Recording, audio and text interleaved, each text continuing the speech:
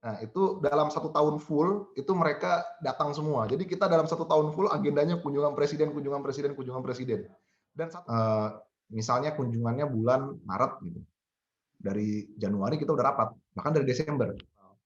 Cuman kan presiden negara sahabat yang datang, itu kan agendanya banyak. Ketemu komunitas bisnis lah, ketemu ini, ketemu itu. Ada dinner juga kadang-kadang sama presiden gitu. Jadi dinernya itu kan ada jamuannya, harus kita siapkan speech-nya. Dan pas pertemuan bilateral, pertemuan bisnis meeting-nya itu kan juga kita siapkan siapa aja.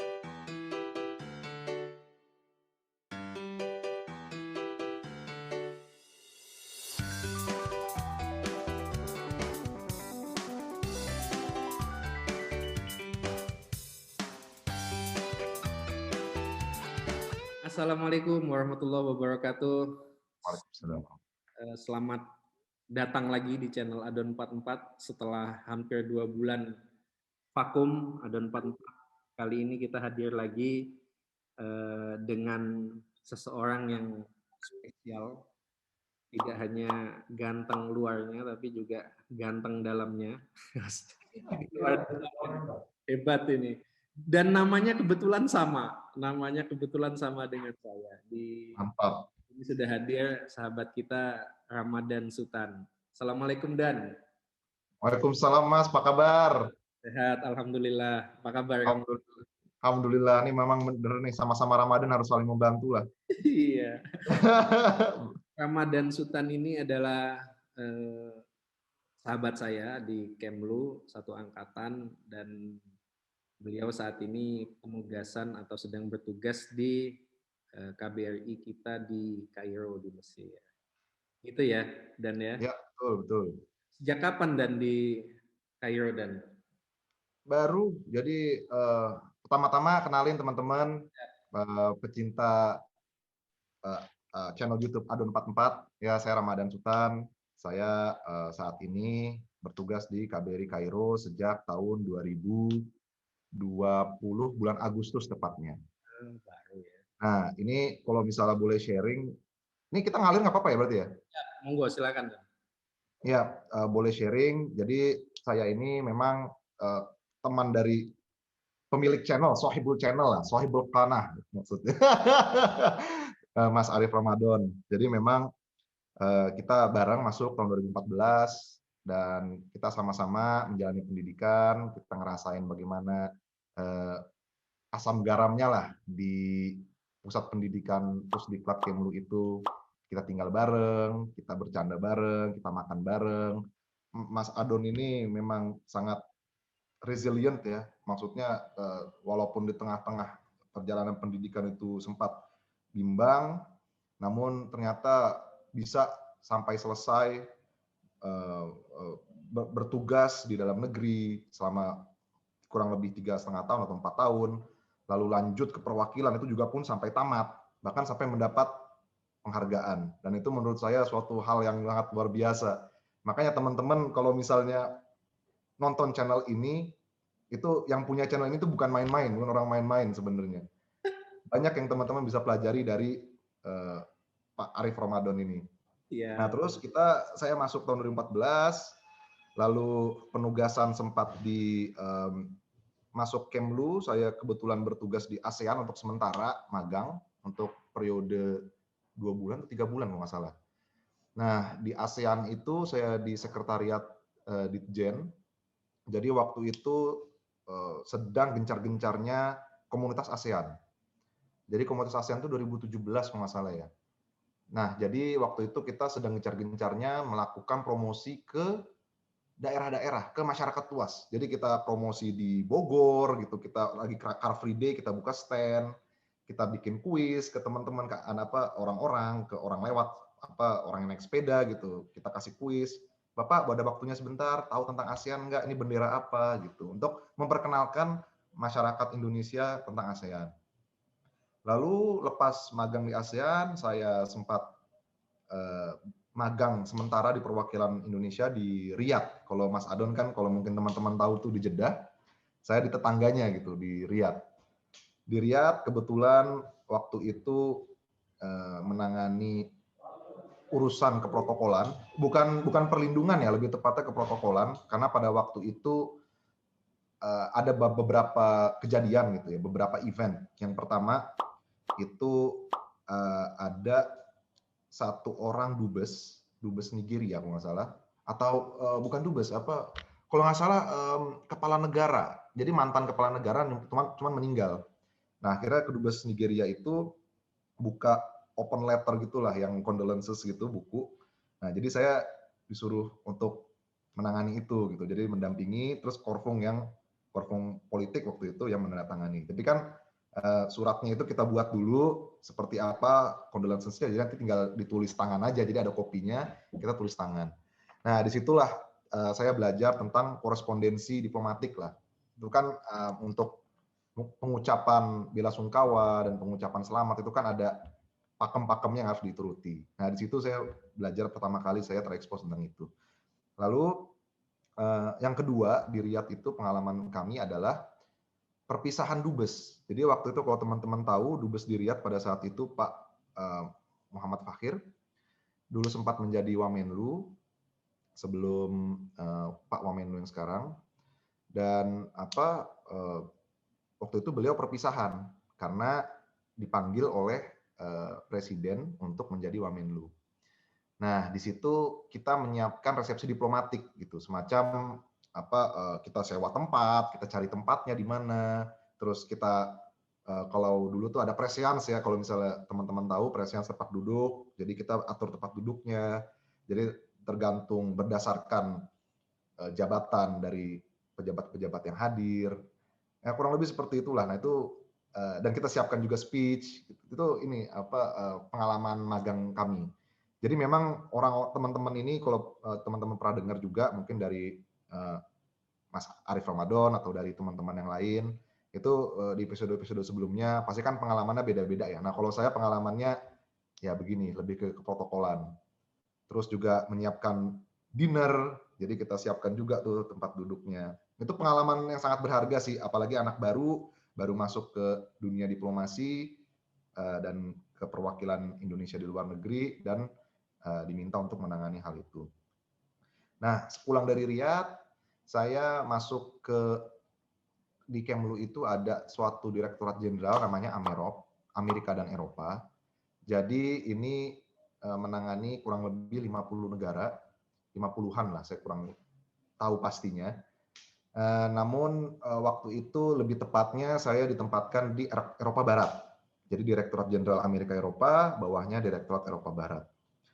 Nah, di Eropa Barat ini kebetulan saya menangani 6 negara waktu itu, di yang level yang lebih kecilnya lagi, kelompok lebih kecilnya itu subdirektorat.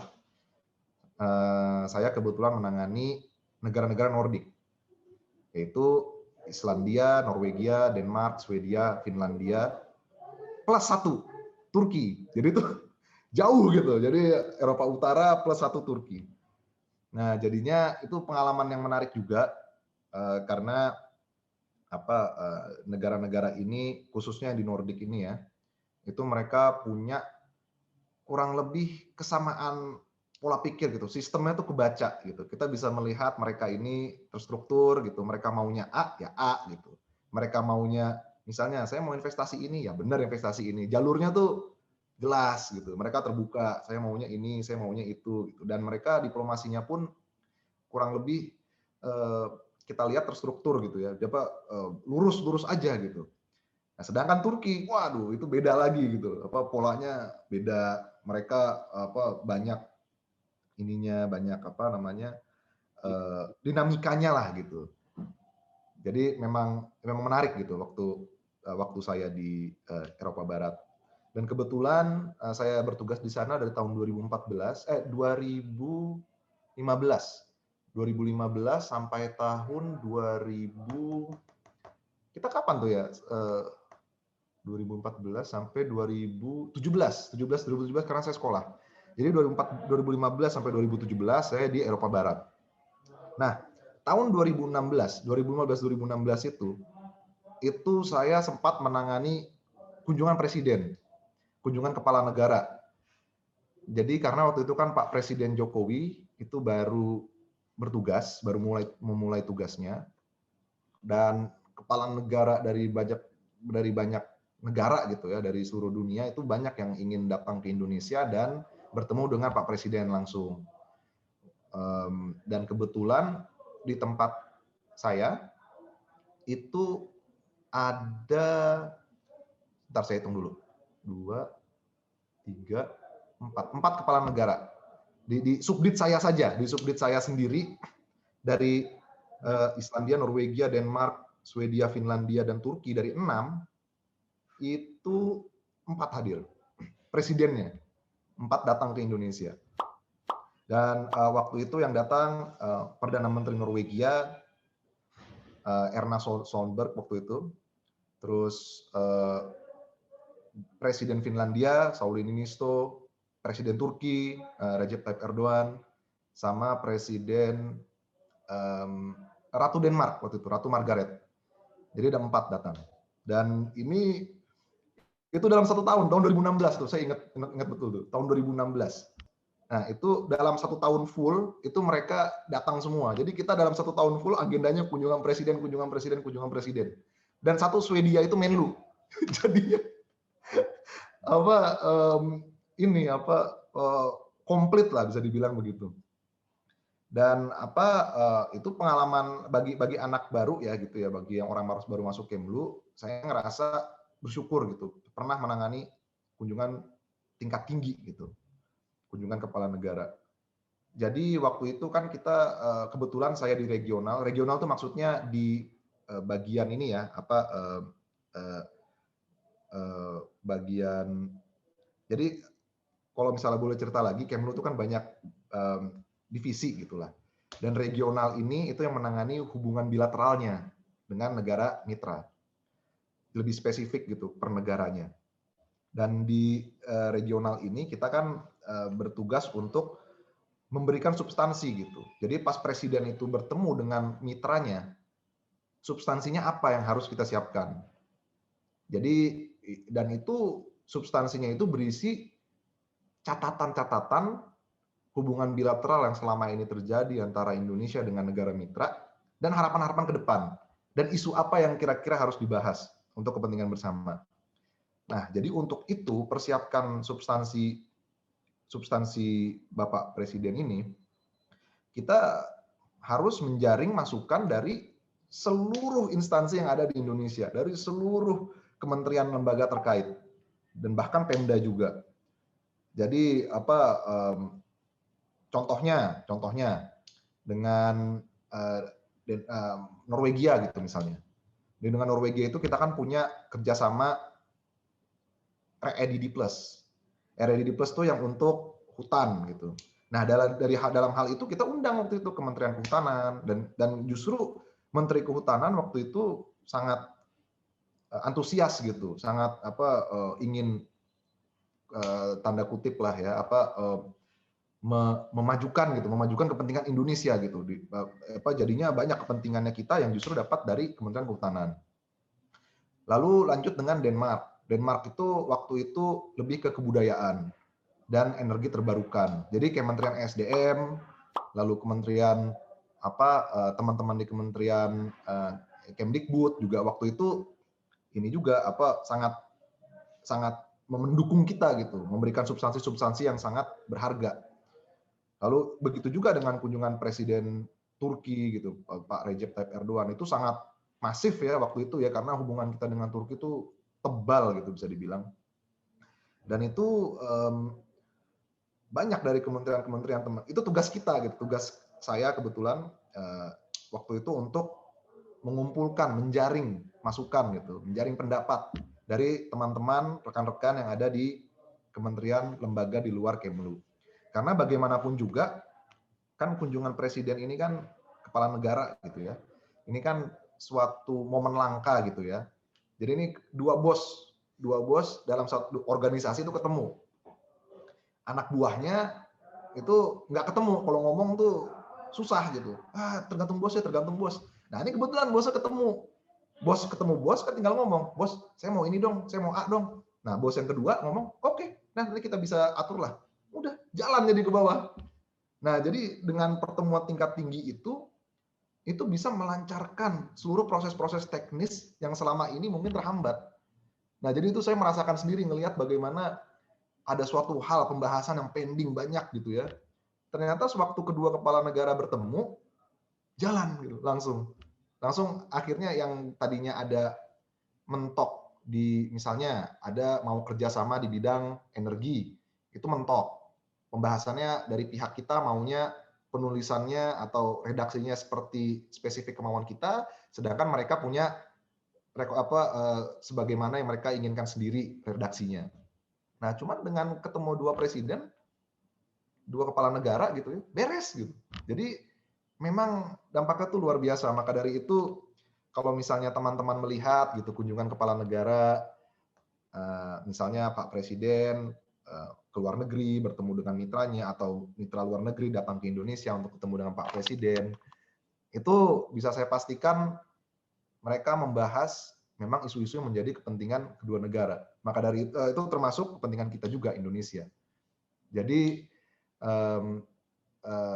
prosesnya ini panjang dan ini pembahasannya kita rapat itu berjilid-jilid sebelum kedatangan kepala negara, dan saya bisa pastikan bahwa kepentingan Indonesia itu bisa kepentingan yang di cover gitu ya pada saat pertemuan itu tuh kepentingan yang dari Sabang sampai Merauke, bahkan sampai daerah-daerah pun tuh dijaring masukannya oleh teman-teman dari kementerian terkait gitu.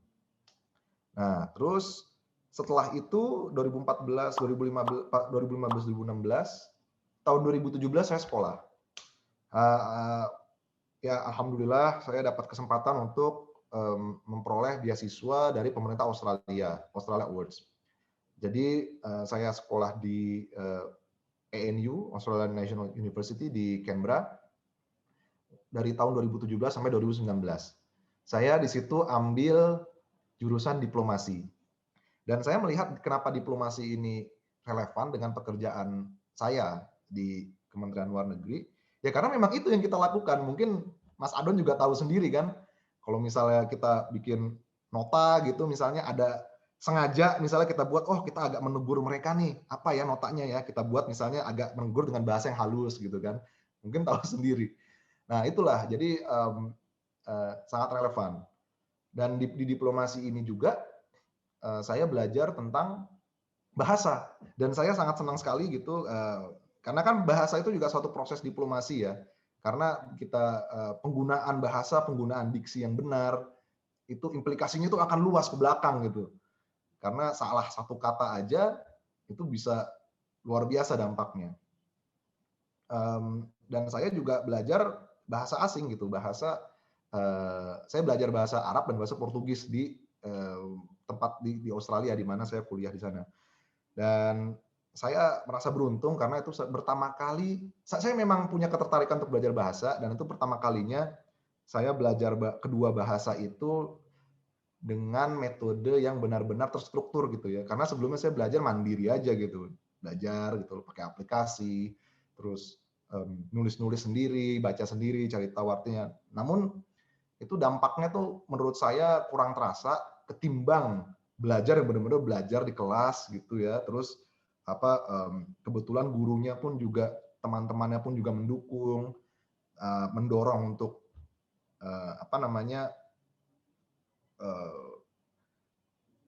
komunikasi dengan bahasa itu sehari-hari. Jadi bukan hanya tertulis saja, cuman pengucapannya juga dan listening juga gitu.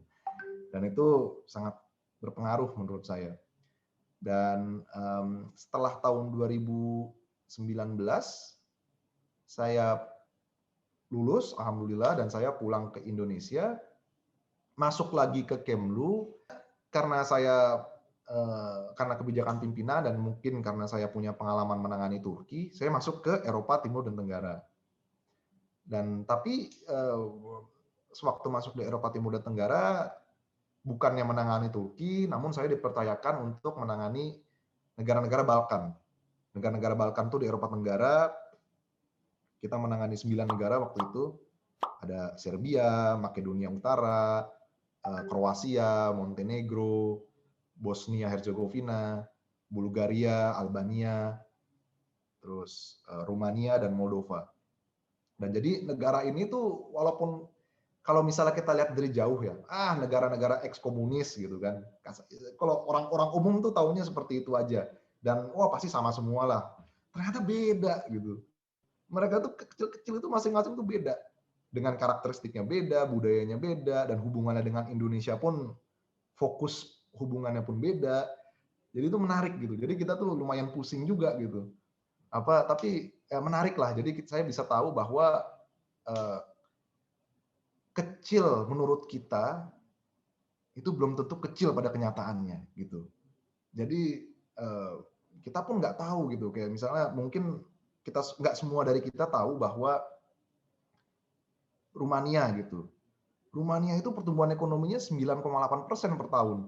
7 sampai 9%. Mereka tuh maju banget gitu. Dan mereka tuh anggota EU. Nah, kita nggak tahu itu. Kita melihat hanya, oh iya dulu negara bekas komunis atau gimana. Padahal kalau kita lihat lebih dekat, itu tuh ada maknanya gitu. Dan itu yang tidak bisa diremehkan. Begitu juga dengan negara lain. Misalnya saya kasih contoh lagi, Serbia. Serbia itu tuh teman baik Indonesia. Kalau misalnya pernah tahu dulu Bung Karno dengan Joseph Broz Tito itu sangat teman gitu ya, sangat dekat. Dan Serbia itu negara yang dari awal itu mendukung Indonesia, kesatuan NKRI, selalu mendukung. Dan kita nggak mungkin orang nggak banyak tahu. Saking Serbia itu percaya dengan Indonesia, kita ke sana kan bebas visa. Paspor hijau pun bisa masuk ke sana untuk kunjungan. Di mana Serbia untuk negara-negara lain, bahkan untuk beberapa negara barat gitu ya, mereka ngasih. Cuman karena mereka percaya dengan kita dan hubungannya itu ternyata dalam, mereka ngasih. Dan itulah yang menurut saya hal-hal yang menarik gitu. Dan begitu pula begitu juga dengan kita pun mungkin nggak banyak juga dari kita yang tahu bahwa di Serbia itu produk kita itu sangat digandrungi gitu, khususnya mie instan kita. Jadi kita ke sana itu, wah itu ada pabrik mie instannya tuh benar-benar besar gitu, dan mereka bangga. Ini mereka tuh melihat ini adalah bagian bentuk dari bukti nyata dari persahabatan kita gitu kurang lebih. Dan itu diekspor kemana-mana gitu. Jadi dari Serbia ternyata tuh diekspor ke seluruh Eropa. Dan hal-hal seperti inilah yang menurut saya menarik gitu. Jadi masing-masing negara ini punya potensinya masing-masing gitu. Jadi memang kasarnya memang bahasa Jawanya mungkin aku nggak bisa bahasa Jawa. Kalau dulu tuh bilang bosku ya, kasubditku bilang ya memang kita harus ngopeni nih satu-satu gitu. Karena dan kita juga jangan lupa mereka-mereka ini di PBB suaranya tuh satu. Negara besar sebesar Cina gitu, RRT yang 1 miliar populasinya, dengan negara yang populasi cuma 5 juta, suaranya satu, sama-sama satu di PBB. Jadi misalnya kita kayak kemarin mengajukan diri untuk mencalonkan diri untuk menjadi anggota tidak tetap DK, mereka ini harus kita rangkul gitu. Jadi memang itulah pentingnya. Jadi kita negara-negara kecil ini pun punya nilainya gitu, dan kita bagaimanapun juga mereka negara berdaulat. Kecil sekecil apa mereka negara berdaulat. Yang itu yang harus mungkin masukan aja sih sharing dari saya aja untuk teman-teman. Lalu setelah 2019 bulan Agustus saya sempat alhamdulillah mendapat penugasan di kedutaan kita di Kairo 2020. Maaf, bukan 2019, 2020. Dan di 2020 ini saya berangkat bulan Agustus, dan waktu itu agak tidak pasti juga, belum ada kepastian juga karena COVID. Jadi kita mau berangkat, namun karena COVID, akhirnya kita nggak tahu ini sebenarnya apakah jadi berangkat atau tidak. Karena tidak ada, biasanya kalau teman-teman yang mau berangkat ke perwakilan, itu kan ada persiapannya, ada orientasinya. Kita nggak ada sama sekali. Ini tiba-tiba ini jadi berangkat atau enggak. Nah, akhirnya barulah ada kepastian, oh jadi berangkat. Namun karena COVID, jadi semua pertemuan atau semua orientasi itu ditunda, kecuali apa? Jadi untuk sebagai gantinya, orang-orang yang mau berangkat ini dikasih semacam waktu untuk membuat makalah. Jadi makalah tentang negara yang menjadi tujuan penempatan kita. Kita berangkat dan kita improvisasi di sini. Dan apalagi saya di sini kebetulan dipercaya untuk menangani fungsi protokol dan konsuler. Yang sebenarnya benar-benar saya nggak pernah menangani ini sebelumnya, perlindungan gitu. Terus apa mungkin protokolan sempat yang tadi di Riyadh gitu ya. Cuman kan ini apa selama karir saya di Kemlu tuh nggak pernah benar-benar menangani ini. Ya jadinya saya pun masih belajar di sini dan alhamdulillah saya merasa saya belajar sesuatu, saya belajar banyak dan saya yakin bahwa lebih banyak lagi yang saya harus pelajari di sini. Dan apa mungkin saya juga pastinya harus belajar dari Mas Adon juga yang lebih pengalaman di bidang perlindungan dan protokolan dan kekonsuleran. Ya nanti saya di sini rencananya sampai tahun 2022. Kalau menurut penugasan saya nanti insya Allah tahun 2022 saya akan pindah ke perwakilan kita di Budapest di Hongaria. Dan saya sejauh ini di Kairo saya ngerasa senang dan karena memang saya sebagaimana saya sampaikan tadi saya memang punya ketertarikan belajar bahasa ya. Dan di Mesir ini menurut saya memang tempat yang cocok gitu untuk belajar memperdalam bahasa Arab. Udah dijabarkan semua nih dan jadi saya nggak perlu capek-capek nanya lagi. Ya teman-teman, jadi tadi Mas Ramadan sudah banyak sharing pengalaman-pengalaman selama bertugas di Kemlu sejak masuk 2014 sampai saat ini. Dan dari yang kita dengarkan bersama tadi sebenarnya ada banyak hal yang bisa kita dalami ya, tapi dari sekian banyak hal yang saya anggap menarik, ada beberapa sebenarnya yang ingin saya dalami. Yang pertama adalah terkait tadi pengalaman semasa di Eropa Barat, di Direktorat Eropa Barat. Jadi di situ tadi disampaikan bahwa ada masa di mana 1 tahun Mas Ramadan membantu atau support kunjungan beberapa kepala negara dan pemerintahan ke Indonesia. Nah ini mungkin perlu kita dalami nih. Jadi mungkin kalau teman-teman sering ngelihat Bapak Presiden atau Bapak Wakil Presiden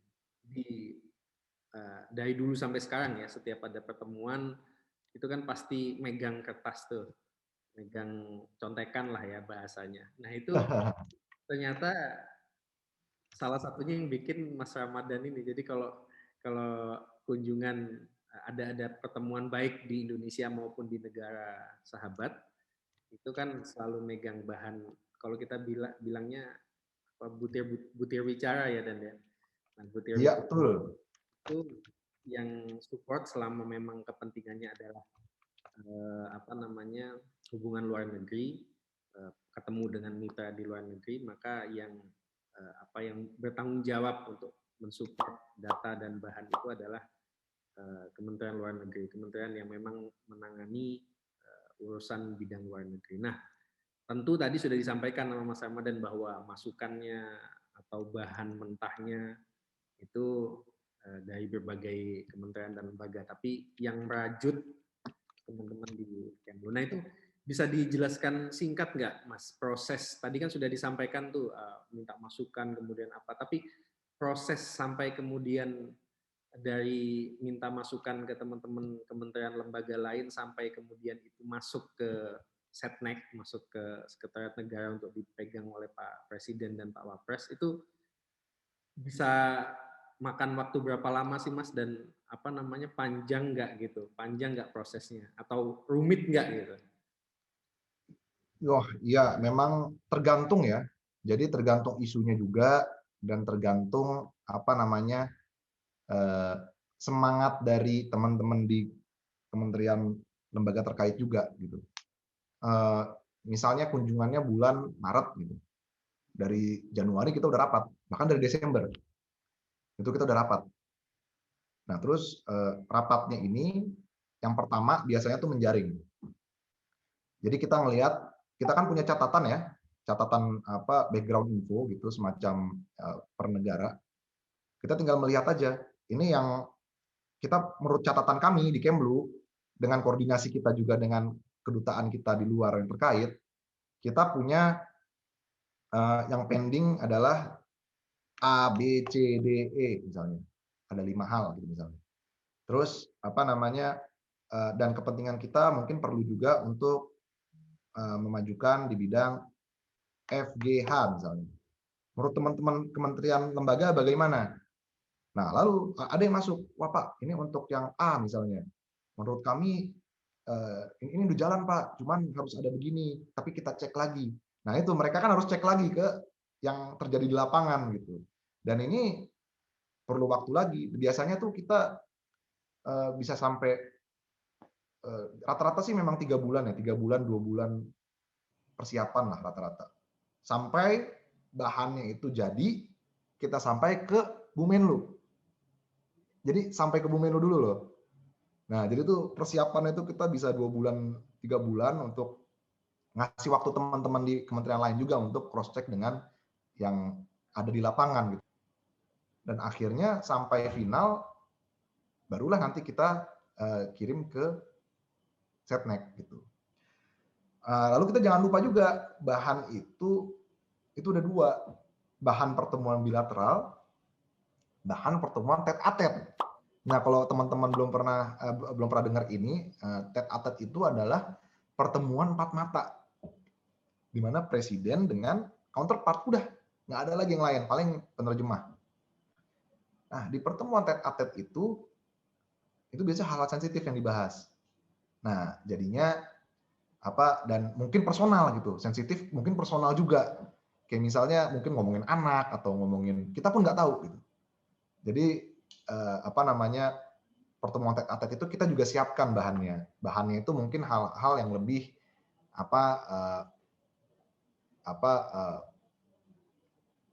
apa ya, bisa dibilang yang mungkin untuk orang terbatas saja diketahuinya. Jadi untuk itu perlu pembahasan yang lebih personal dengan presiden. Itu Mas. Ya, makasih banyak. Dan kalau kalau jadi gini singkatnya teman-teman semua, kalau kita lihat apapun lah ya, sebenarnya nggak cuman menyiapkan bahan masukan presiden, sebenarnya kerjaan apapun kan memang yang terlihat di layar kan sepertinya mudah, indah gitu kan, simple gitu. Tapi padahal prosesnya itu panjang. Dan tadi digambarkan bahwa misalnya nggak hanya menyiapkan satu bahan gitu, Ya.